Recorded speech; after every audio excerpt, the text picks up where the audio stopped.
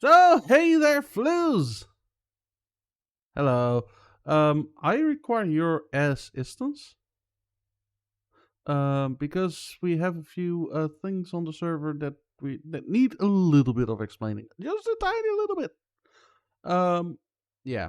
So, we have got shops. And yeah, as you can see, Flues has set up a shop here.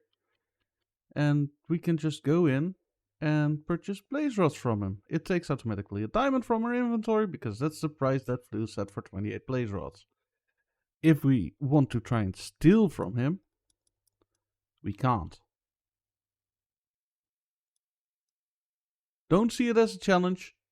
Don't see it as a challenge. But in theory, you can't. The way you set up a shop, that's more important.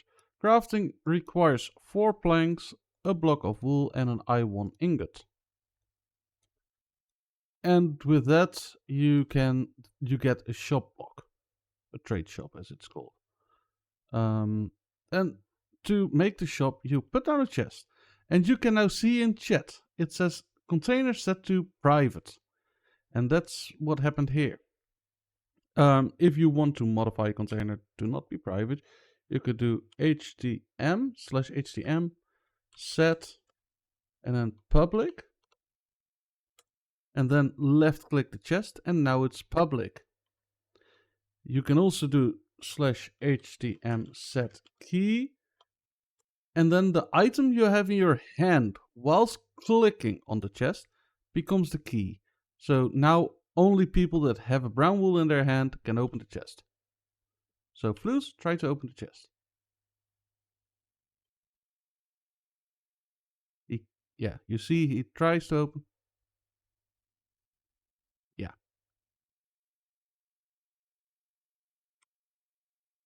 Yes, indeed. In this case it is. So to do the shop stuff, you then place the shop block on top. You can set a price to an item, or for free, or an item. Well, in most cases you just want to use diamonds, right? But if you then click on the diamond, you can increase, decrease.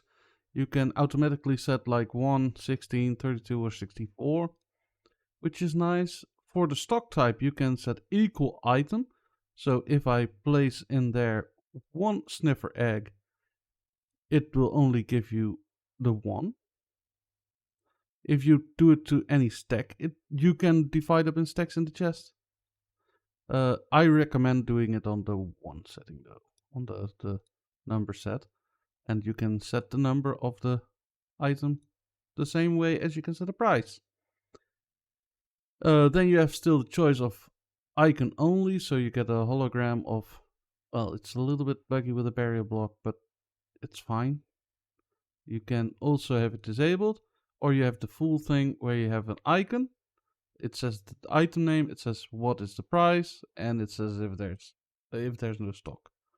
So now I'm putting sniffer eggs in the container, and it gets rid of the message out of stock. And then Flues can go ahead and buy a sniffer egg. Whilst we look in the chest. You don't have diamonds?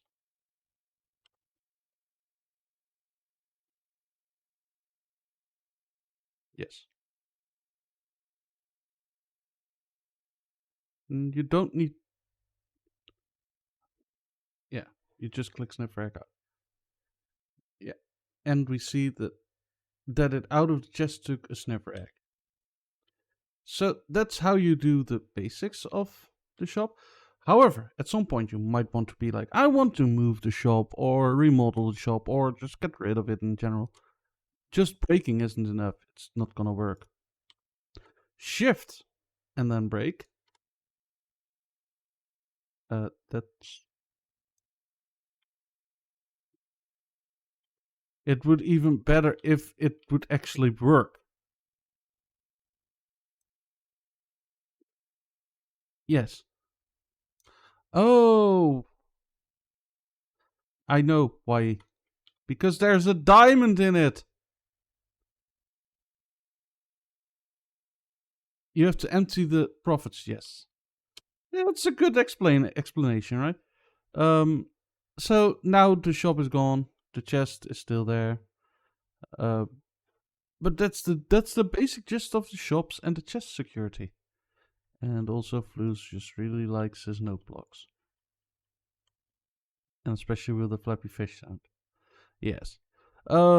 Also, something that we have in our thing, and I think you've shown this off in your video, right, Flus?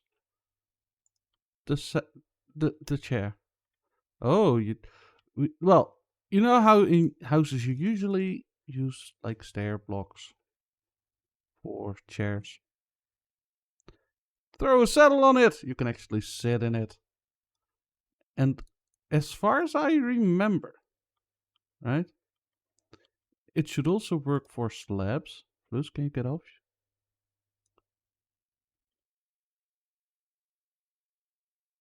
You get, yeah. And it doesn't work. Okay. No, no, it didn't work on slab. Yeah, so only stairs.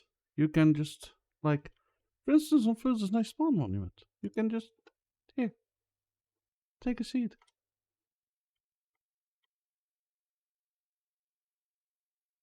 And you can also just punch the, yeah.